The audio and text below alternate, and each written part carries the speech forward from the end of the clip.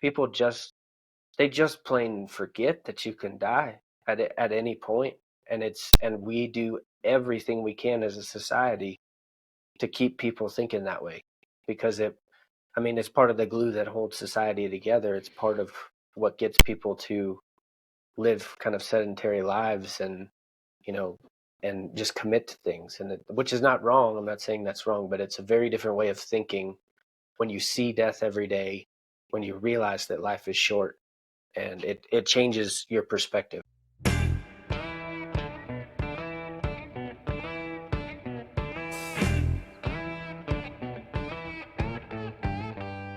Welcome to Living Western, a show dedicated to telling the real story of the rural American West through individual stories of the amazing people who call this part of the world home.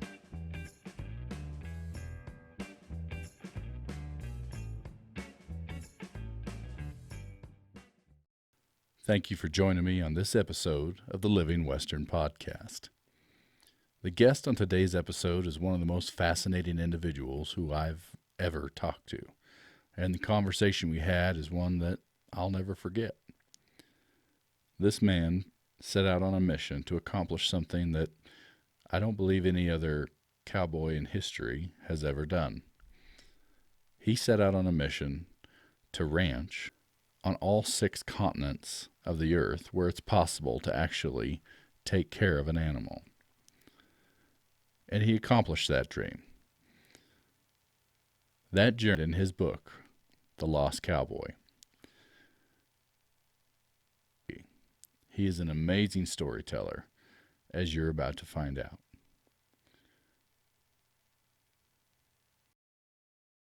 How's it going, JB? Going pretty good. Just trying to stay warm. Well, good. Well, I've been looking forward to this podcast for a while because I'm trying to tell a story, the greater story of the rural American West through individual stories of the people that live out here. And I'm trying to tell that story in a way that not only you and I and our peers can appreciate, but also people from outside of our culture. And the best way I can figure out how to do that is through the human story, because no matter what culture you're in, there's commonalities to just the human condition. And so I'm trying to tell our story of the cowboy and Western culture through a little bit more of a human lens to try and spread it to folks that are, say, watching Yellowstone and getting excited about our culture. And you are one fascinating individual, sir. Well, thank you. I appreciate that. I'm actually going to refer to your book here on page 150. What do you actually want to do with your life? Where is all this going? I thought for a moment. Then I just blurted out the first thing that came to my mind. I told her, I won't be the most interesting man in the world, but I'm going to be the most interesting cowboy in the world. I think that's pretty fitting. The backstory here is that JB has cowboyed all over the world, everywhere but Antarctica. And I don't suppose you have any goals of going there, do you? I'd love to go there one day, but as far as my research has told me, there's only 2 native species to that continent, and both of them are plants. So I get the joke a lot. How come you haven't gone and cowboyed and chased around penguins or polar bears? And that's the North Pole. There's nothing that lives down there. So I'd love to see it, but I don't think there's going to be anything too exciting happening down there. Well, I got to tell you, the travels that you've made in your book and or that you've shared in your book are remarkable. The talent you have for narrating your experience is very captivating. I literally felt like I was right there with you and witnessing all of this while you were writing it in your book. Like that, you have a very good skill at descriptive writing. So um, let's just get into that. What inspired? Well, I have 2 questions. What inspired you to take this leap and travel the world, herding animals on every continent, and what inspired you to write the book? Um, so the traveling part, originally, I just wanted to go. I wanted to go see Australia. I think I had seen a YouTube video or something that kind of sparked my interest, where these guys were catching wild feral cattle, and I just got lucky. There was a gal. I was going to the University of Wyoming at the time, and there was a gal that was doing a study abroad program at the University of Wyoming, and I asked her if she could get me a job over there, and I wasn't sure if I was serious, and she definitely didn't think I was serious when I first asked her that, and she told me, she said, no, all you Americans ask that, and when I try and hook it up for you, nobody goes. So I kept pestering her, and finally she gave me the contact of her brother, who just by chance happened to own one of those wild bull catching crews, and so that was kind of the start of the traveling. And I went over there, had never left the U.S. before at that point. I don't think I'd ever seen the ocean at that point, and flew over there to Cairns, and then jumped on a mail plane, and they dropped me off on a dirt airstrip and in the middle of nowhere. And I it it made me really question what I was doing, and realize how serious it was. But that was really my only goal from the get go. I just wanted to go see Australia, and I came back from Australia, and when I did that, I had one semester of college left, and I was just wrapping that up, and I talked to somebody. I got a bachelor's degree in veterinary science and agricultural business, and I was talking to somebody who had their master's in that same field, and they said they were having a hard time finding a job because they weren't bilingual, and that really scared me because I had never taken a secondary language class in my entire life. So uh, I thought, well, I better go live somewhere where I can learn Spanish. Spanish was the language that I really thought would be useful for me in agriculture. So I went down to Argentina and worked on a place down there, a couple places. And when I got back, I wasn't really sure what I was doing with my life. I had these college degrees, and I didn't really want to have any kind of real job. So I was talking to my brother, and he said, "Well, what now that you've done this, you've already knocked out 3 of the 6 continents that you can ranch on. Why not go for the rest?" And so it wasn't until that point that it really became a goal to hit 6 out of the 7 continents. Um, and then as far as the book goes, I people had I would tell these stories to people that I would meet in different places or ranch hands here and there, and everybody was like, "Man, you should write a book." Or I had people even offer, maybe they could write the book in the future or something like that. But it was always just kind of on the back burner. It was an idea. I'm not a writer. I hadn't written anything at that point, so um, it just kind of stayed on the back burner. And then when I was in Mexico, I uh, I ended up in a big cartel gunfight that I wasn't a part of it, but I ended up in the middle of it, and I went back to the house where I was staying, and the people I was staying with told me to lay on the floor below the windows so I didn't catch a stray bullet from this fight that was happening right there in town. And there was trucks driving right by, 10 feet from the front door of the house and shooting at each other. And I was laying on that cold concrete floor listening to all the gunfire. And I was sitting there thinking, man, none of these stories or none of these things I've seen or done is documented in any way. So one of these bullets comes through this window, and puts me 6 feet under. Nobody will ever know these stories, and it's nobody's fault but my own that they haven't been documented.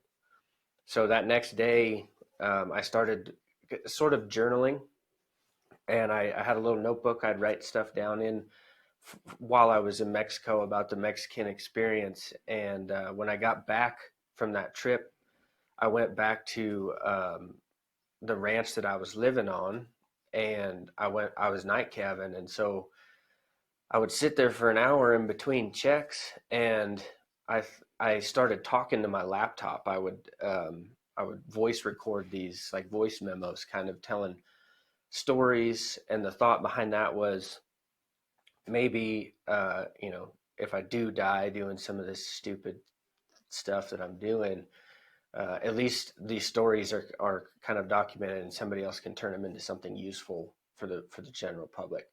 And then the longer I did that, the more I realized, well, if somebody else writes these stories and I don't like how they're written, or they miss key details, or they weren't there, so they don't know how it went. So I just convinced myself that I should start writing 1,000 words a day, and that's what I did. So for the next two calving seasons, I would go out and check cows and come back in and sit in this little show barn next to a space heater and type 1,000 words a night, and kind of get it into a chapter basically. And I'd work while I was sitting in the pickup, or I'd work in that barn. And it it took 2 years, and then when I wasn't night cabin, I just kind of shelved it and didn't look at it, didn't think about it. I had other stuff going on, and so it took those 2 years, and then the 2 years following that, uh, I was editing the book. So it took a total of 4 years, or four calving seasons, I guess, to get the book written. Well, and you weren't just writing a book, because you were literally saving cattle lives at the same time. You're probably working long hours while you're doing it. Yeah, I was Was working 12 were hour you in the shifts, and then States when you were actually writing? I was mostly in the States. The only section of the book that was actually written out of country was the Mongolian section, because at that point, Mongolia was the last place that I needed to check off my list.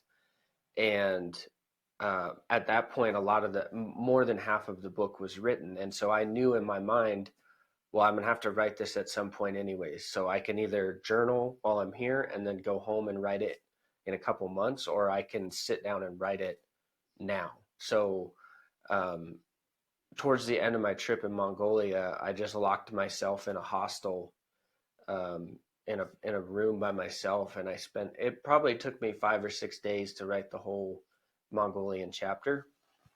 And but that was written in Mongolia. The rest of it was written while night calving in Montana and Wyoming.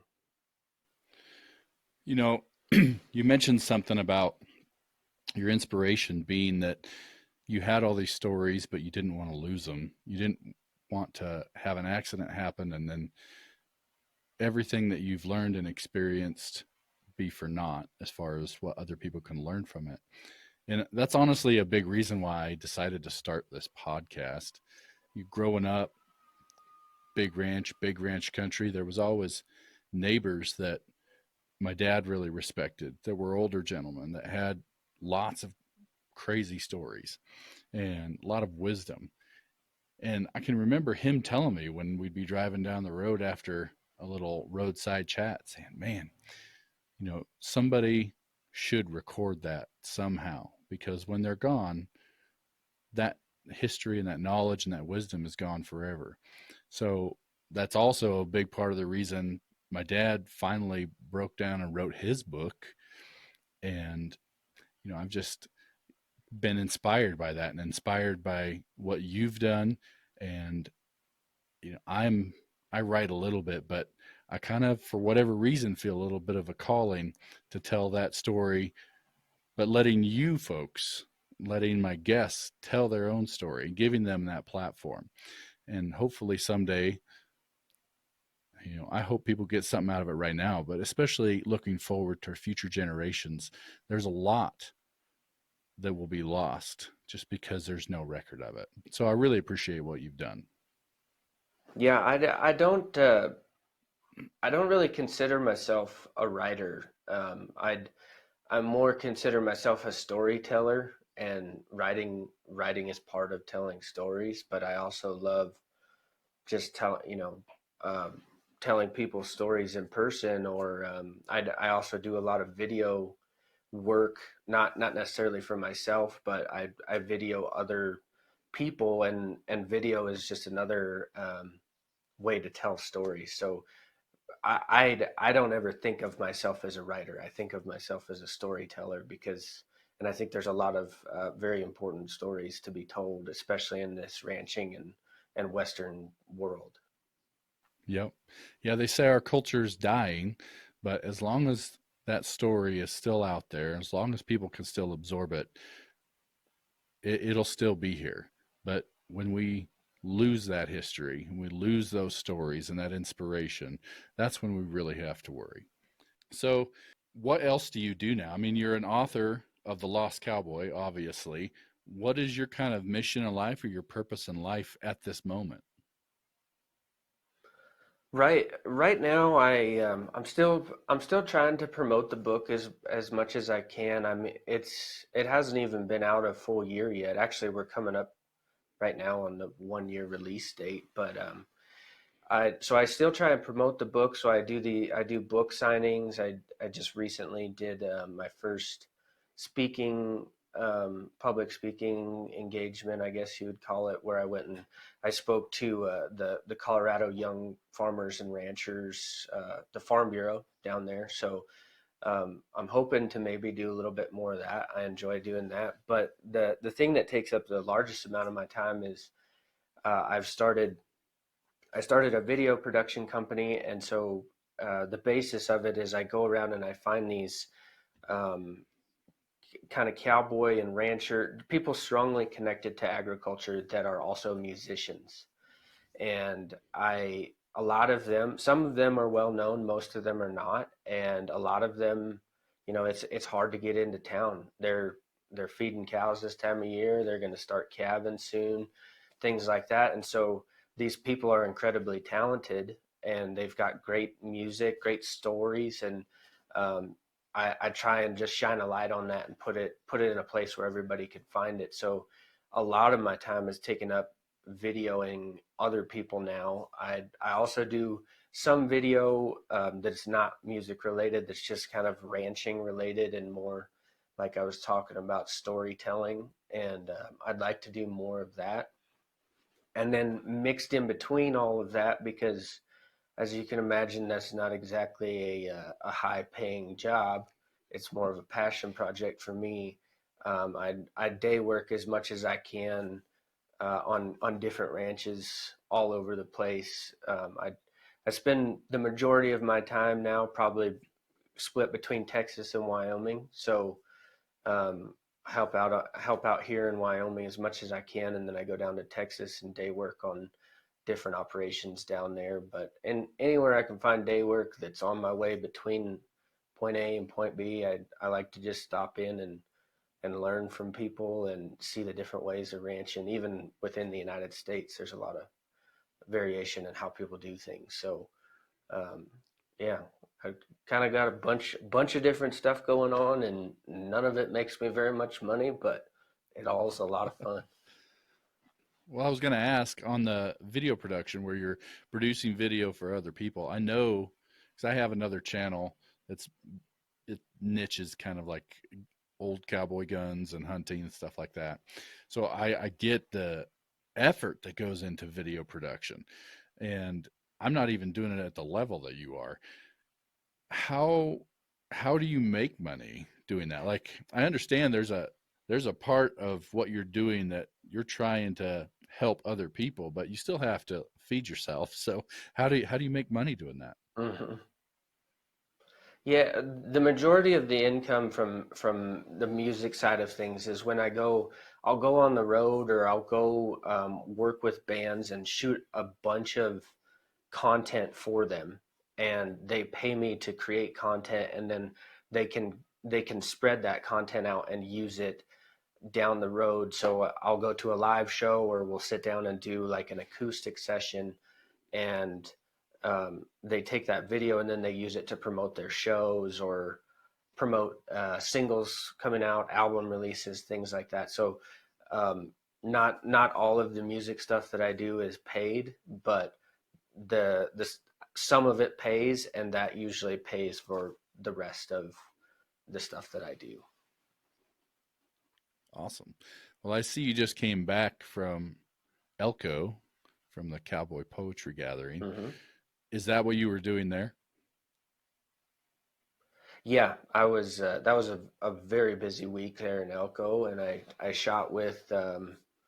I think almost every day that I was there, I had two or three different artists that I did shoots with, and so I some of them are very well known musicians, and some of them are not. Some of them don't have anything recorded or out there for the world to see, and they just they play around a campfire or in a bunkhouse.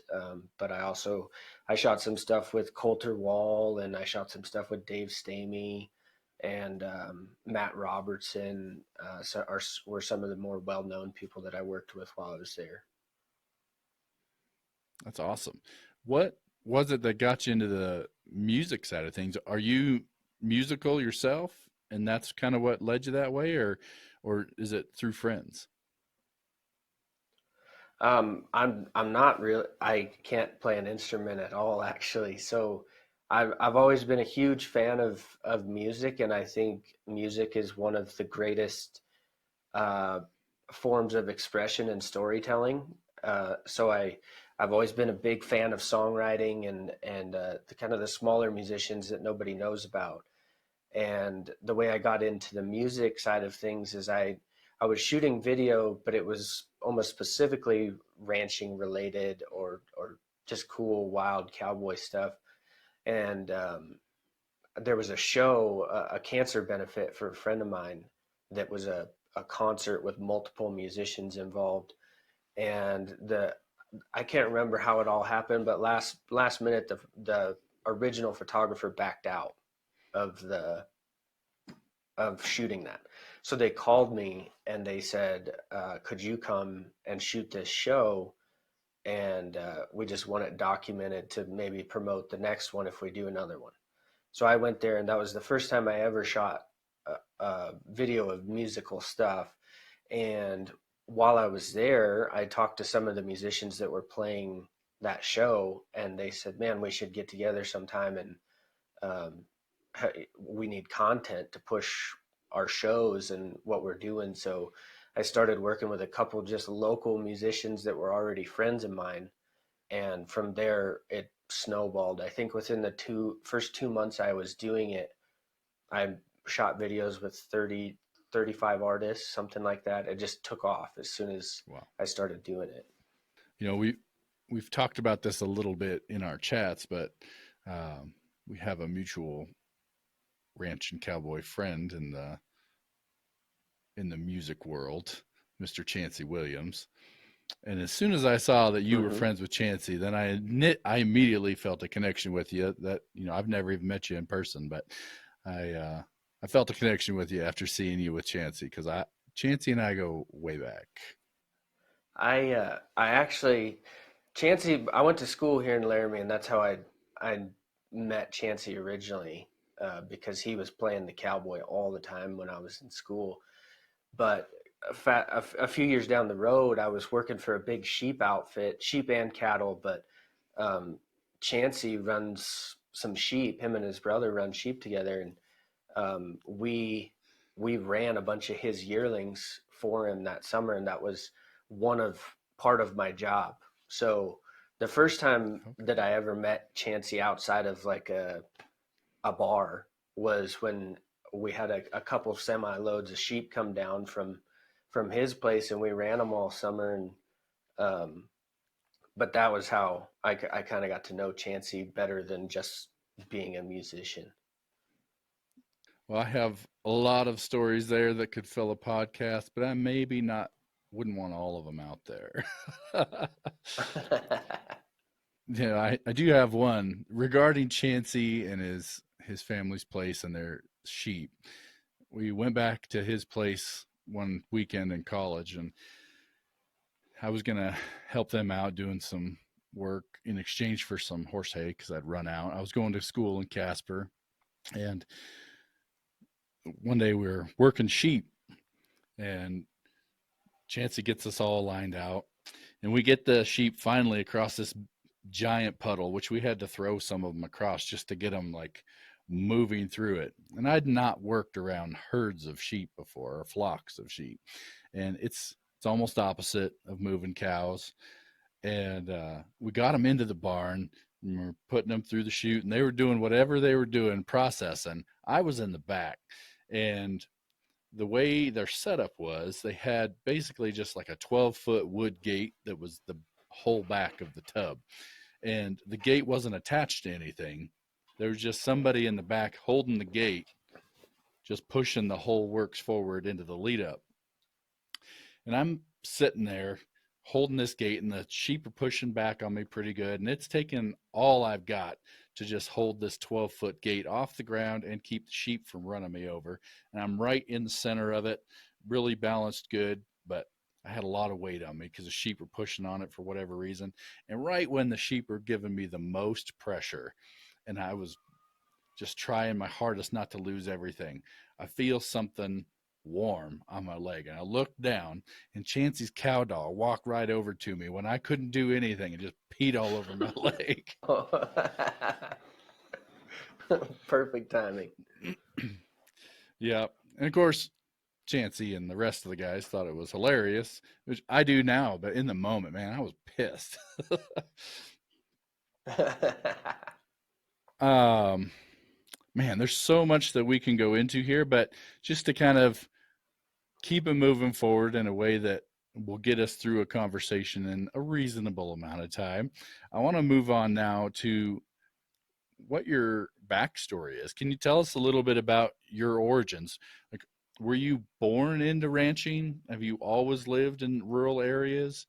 Or, tell us a little bit of how you came into this life to be where you are. hmm Yeah, so I wasn't born into ranching um, at all.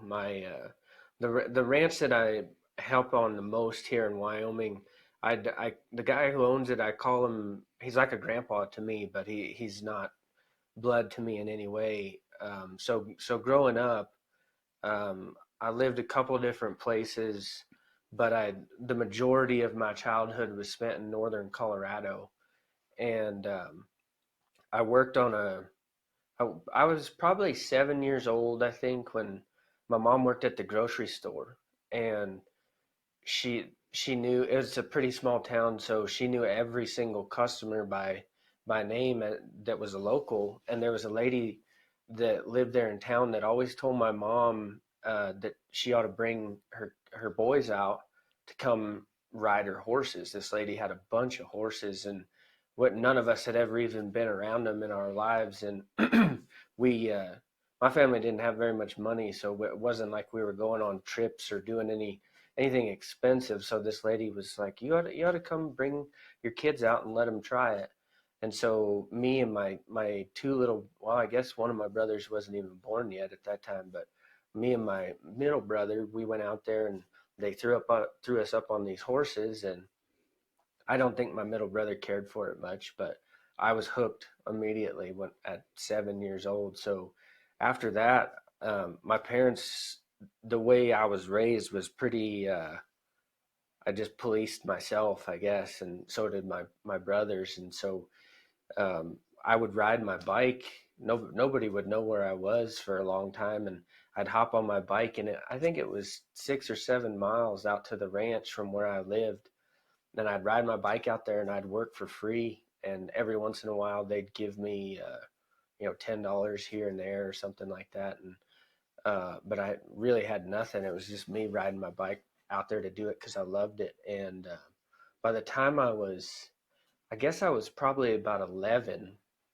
I had saved up about 500, no, sorry, $250 cash, and that was a lot when I was 11. And I thought I was going to go buy myself a horse with that $250, and there was no horses for $250 at that time. So um, my grandpa, he threw in another 250, and I went with this lady who was running this ranch, and we just went to the sale barn and bought a killer horse, for $500, and that was my horse when I was 11. And then I would go work for free in exchange for hay to feed this horse, and then I'd just ride the horse, to help him out on the ranch as much as I could. And the horse didn't last long because he was ancient. I think when I got him, he was probably almost 30.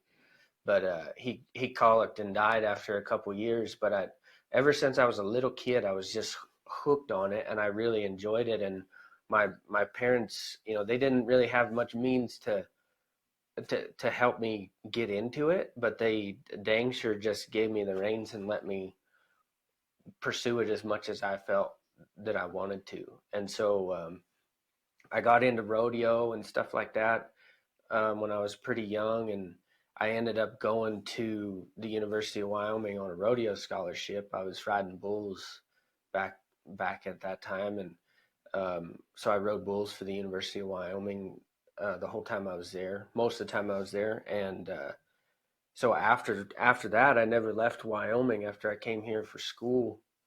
um, it was the first place I ever felt like I was at home, because we had moved around to Illinois and Wisconsin, and I lived in Oklahoma for a while, and I never really liked any of those places, and Wyoming felt like home to me. So, um, but to sum that up, no, I didn't come from ranching at all. My little brother still works on the ranch. My youngest one, he kind of followed me into it. My other brother's a lawyer, and I don't know if he's been on a horse since that day when we were little kids. So yeah, it's not a family thing. It was purely by choice, and I just loved it, so I pursued it ever since I was very young. Well, your story about the drifting cowboy story, I should say, is it's not uncommon. But what's interesting to me is where you didn't grow up in that. Like I grew up in big ranching. I watched hundreds of people come and go on the massive place that I grew up on. But that was just the way things were back then. There wasn't Most of the cowboy crews were single seasonal employees. They would come work up here in Montana for the summer or whatever busy seasons we had, and then when our work would slow down, they'd move on and go somewhere else. And that is a real cowboy tradition. There is something about that um, drifting spirit. I mean, you think about some of the songs that have been written, uh, "Tumble Tumbleweeds." There's another one by Red Mm-hmm. Steagle. And the opening line is, I topped a ridge this morning, looked across the great expanse. I had to stop and thank the Lord for giving me the chance to make my way a horseback through a country most ain't seen. And it keeps going. But that line right there encapsulates a lot of that cowboy spirit, that old school.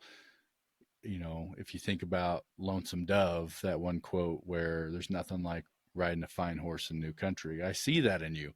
But what I'm curious about is, where does that come from in you? Like, you weren't raised in that. Where does that wandering spirit come from? Do you know? Um, I, I guess I don't. I don't really know. I couldn't pinpoint a specific experience or anything that started me on that. I probably when I was young, the fact that my parents would just let me, for the most part, do whatever I want, but I was on my own and doing it. It made me incredibly independent, and I learned on my own very quickly that if you want something and you work really hard at it, you can pretty much get whatever you want. So, but I don't know if that necessarily made me a drifter like I am now. I think um, I was so that probably came more from the traveling, because before I started traveling the world, I would go, I kind of stayed in the same place more than I do now. And once I started seeing the world and realizing there was so much out there, and so many things that we don't know, and we never get the chance to see unless we pursue that and commit to going and seeing new things. So I think the fact that I ramble and travel as much as I do now, even within the United States, came from the international travel, because I couldn't tell you one thing right now, one thing or one place that would cause me to ever think that I would settle down and do that for the rest of my life. I've never felt that before, and I don't know that I ever will. I've always just been a very curious person, and I always wanted to see what was over the next hill and learn about this thing and that thing. And so um, I, I did it so much that I had to figure out a way to make money while doing that and to make it feasible. Otherwise, I would have to settle down and get a real job that could actually pay some bills. And I think because I lived out of my car for so long, that I figured out how to do it and be able to, I wouldn't say make a good living, but make some money while I'm doing it. And now that I've figured it out, I don't know what would ever stop me from continuing to do it. I can think of one thing uh, that might hinder that a little bit or might slow you down. And it's a big L word, LOVE. That could do it. Maybe not, but I've seen Good. many a drifter fall to the to the power of love. So I'm assuming you're a pretty single dude in that, since you're traveling so much. Yeah, yeah, I've thought a lot about that also, and I guess basically the conclusion that I've come to on that is that when you if you can become truly happy by yourself, if you can be 100% okay and in a good state of mind all by yourself, and almost be a friend to loneliness, that if you can navigate through that, one, it's an incredibly powerful thing, but at the same time, then somebody has to add an incredible amount of value to your life for you to be willing to give that up. It's different if you are unhappy being alone. That's a totally different um, place to be mentally. But if you are completely content by yourself, somebody has to be pretty special and pretty and really add a lot of value to your life for you to be willing to give up freedom or have a problem with loneliness, and once you've become comfortable in it. Well, I know I'm a little bit older than you, and I've got a divorce behind me and a really successful marriage now. So I have learned some things the hard way. But, both with my own experience and watching other people over the years, you just hit on something really important. And that is, if you feel like marriage and companionship is what you need to complete you, and I'm speaking from the male perspective here. I'm not going to assume what it's like to be a woman, but um, from the male perspective, if you feel like you need to have that relationship to complete you, you're going to be sorely disappointed. You need to be complete. You need to have a purpose of your own and be driven for it, and not need a relationship. And when you've gotten to that point where you have successfully pursued your own passions, you don't need somebody else's approval and companionship. You never know when Mrs. Right is going to walk right into your life. And a lot of people worry about, a lot of guys worry about, when that happens, it's it's like a chain, right? But it's not. You find that right person, she complements your life. She complements who you are and what you're about and what you want to do. In your travels, I'm really curious about the different countries that you went to. I mean, I can make some assumptions after reading your book, but kind of comparing all the places that you've been to the United States and, what we know as home.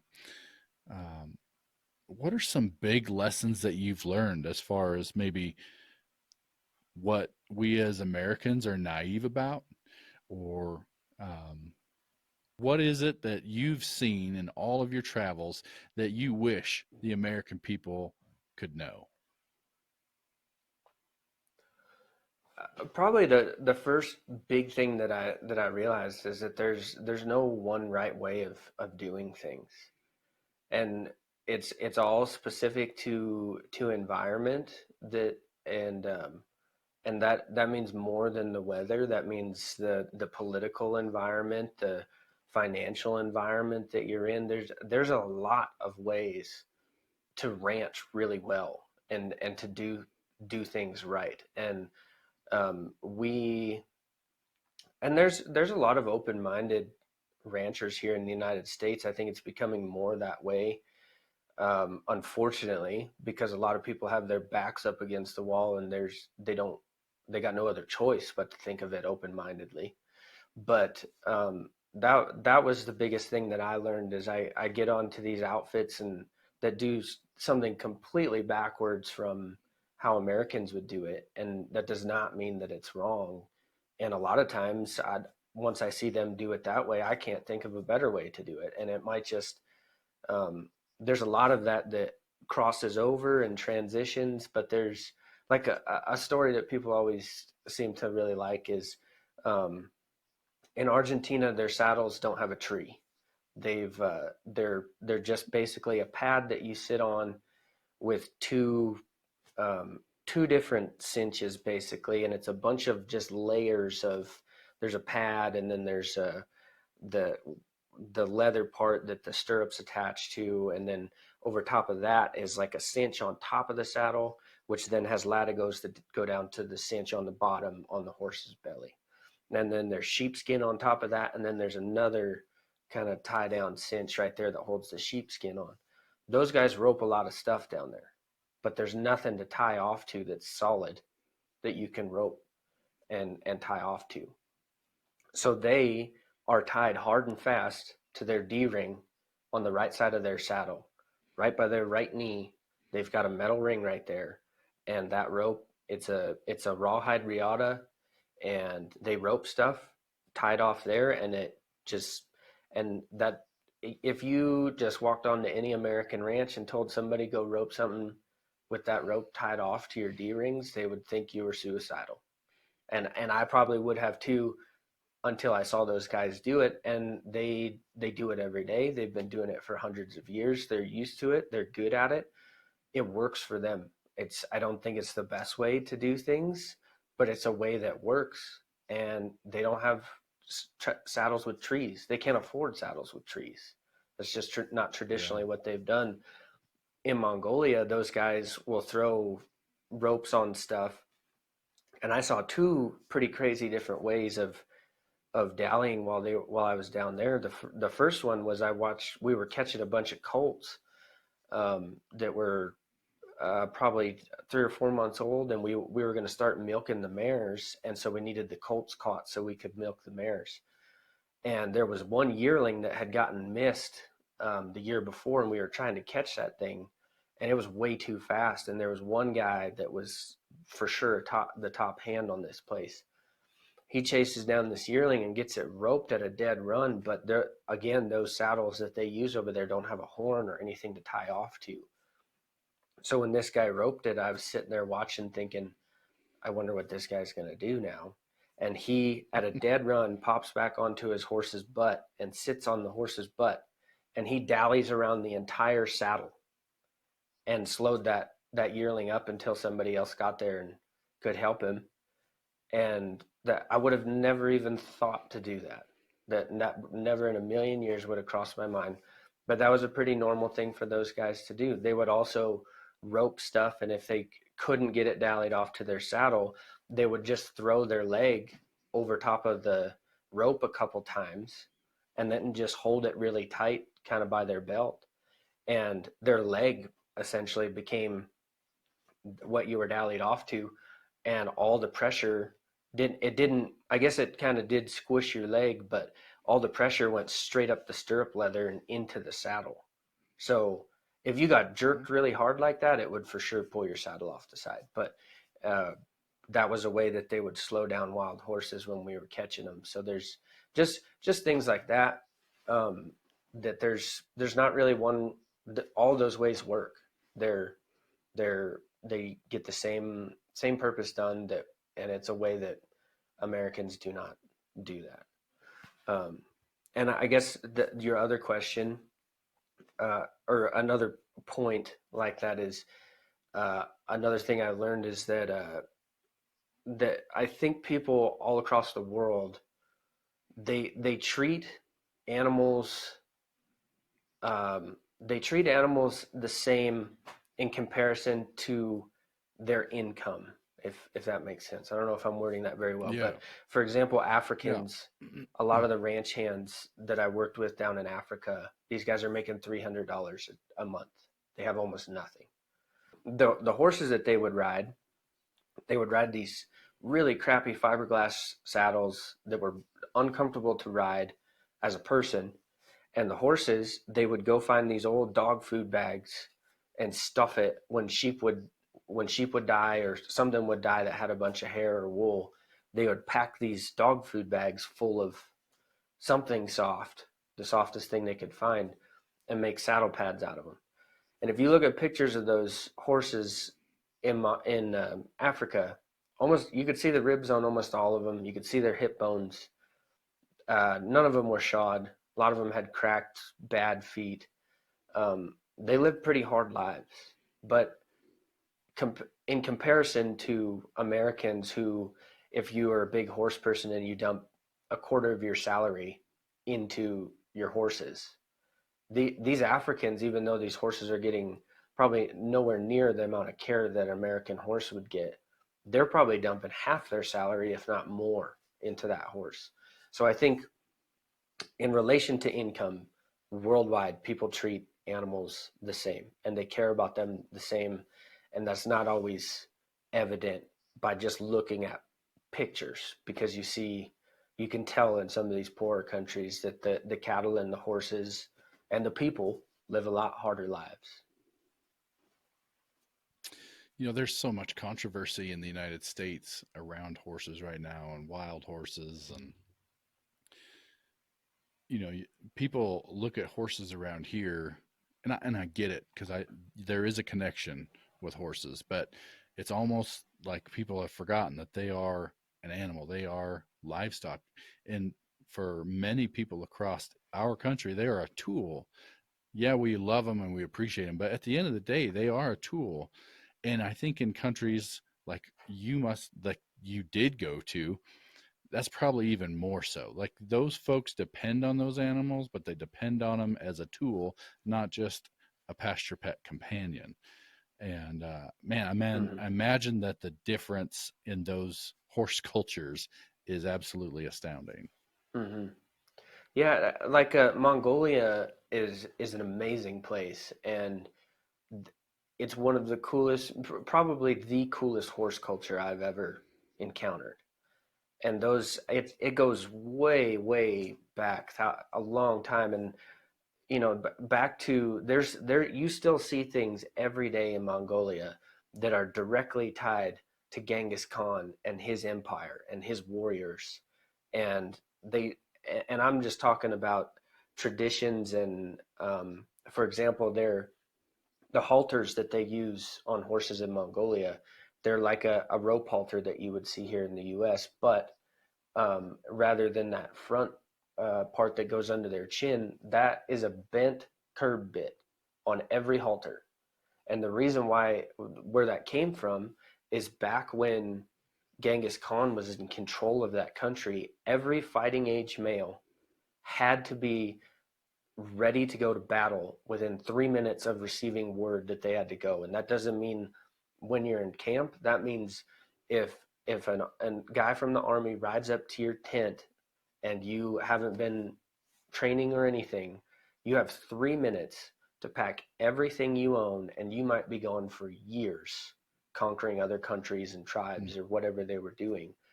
And so that bit that's just braided into the halter, that came from way back in those days, where you just loosen that knot, slip it down, pop that bit in their mouth and tighten it back up and tie your lead rope on the other side, and you're off. You're ready for war. And so um, those people, their entire lives revolve around horses, and they, even to this day, I think 60 or 70% of that country is nomadic. They don't live in town. They live in tents. They live outside of town.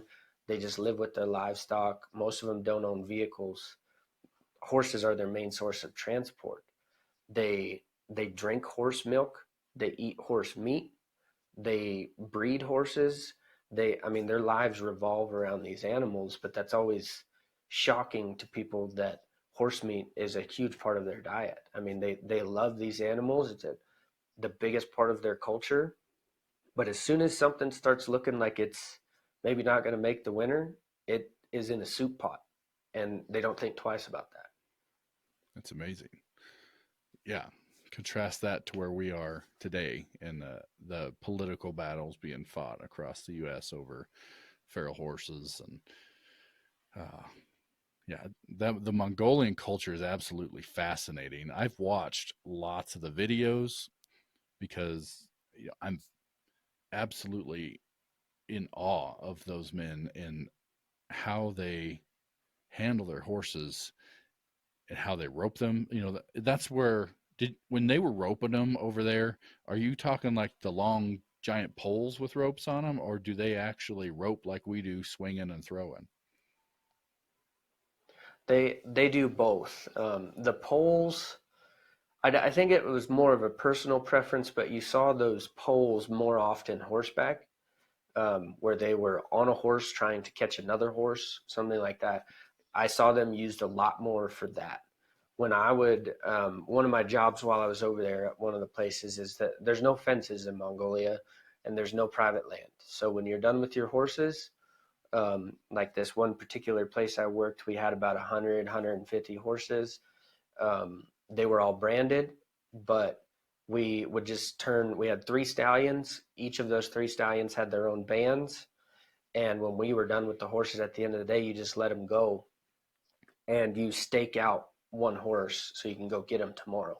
But there's no fences keeping them in. So my job would be to get up when the sun came up, and I'd hop on that horse that we had staked out, and I'd go out and find these horses, and they became easier to find because I learned where they like to go and um, kind of learn their habits, I guess. But I'd have to go find them and bring them in, and we'd bring them in a pretty rudimentary just pole round corral. And then the boss would tell me which ones we needed for the day, and me and one other guy, we'd go rope horses for an hour, and we'd go catch them out of there. And when we would catch them out of that bunch, we didn't use those poles.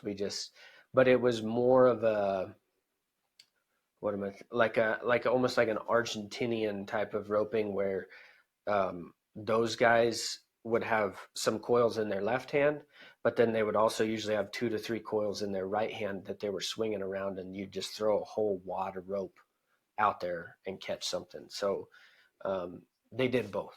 They would rope just by swinging it, and they would also use that pole and just set the loop over their head. Well, now I have another question: is what did all these different countries, and we'll start with Mongolia, what did those folks think about you and your experience? Like when you picked up a rope, what what was the dynamic there?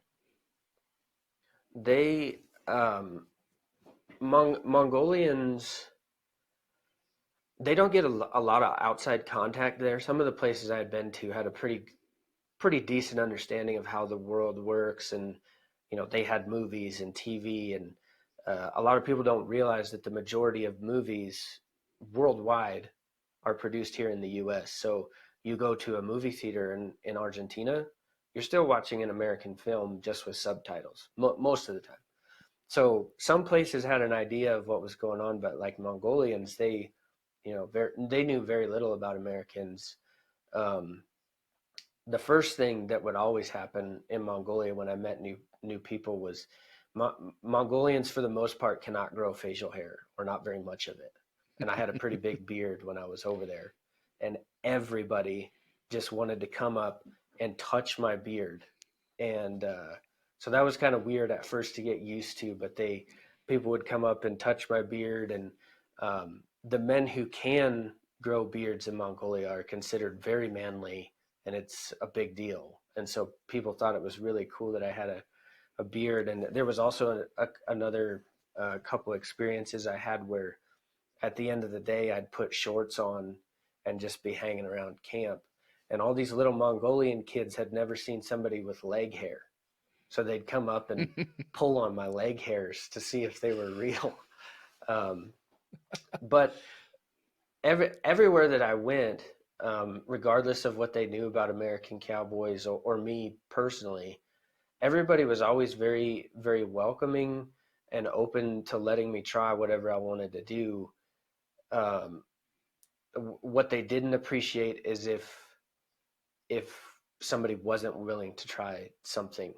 Um, and sometimes, like Australia, if you weren't, as they would say, keen to have a go, you would hear about it, and you would get um, yelled at if you weren't ready to try anything.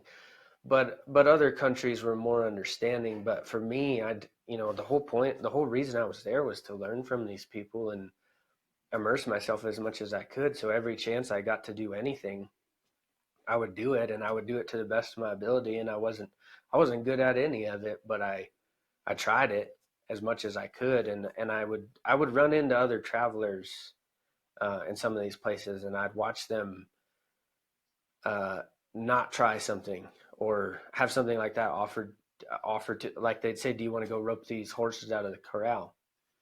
And people would be scared or timid. They would never get asked again. And it became my job to go rope these horses. It's just as an example, like if you weren't open and willing to try, you might get hurt, you might look stupid. But if you're not willing to try, well, then they're probably not going to ask you again, and you can just sit on the sidelines and watch it. This concludes part 1 of episode number 3 with J.B. Zielke, author of The Lost Cowboy.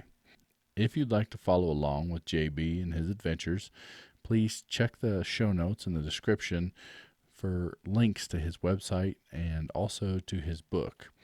The link to his book will be an Amazon affiliate link, so if you click on that, I will get a slight commission. This is no extra cost to you, but it sure does help me pay for this production. If you'd like to follow along with Living Western and our other guests, please check out livingwesternpodcast.com. It's our official website, and you can also look us up on the socials. The handles there will be at livingwestern_podcast. You're listening to Living Western, and I'm Clayton Markser. Thank you for listening, and we'll see you next time.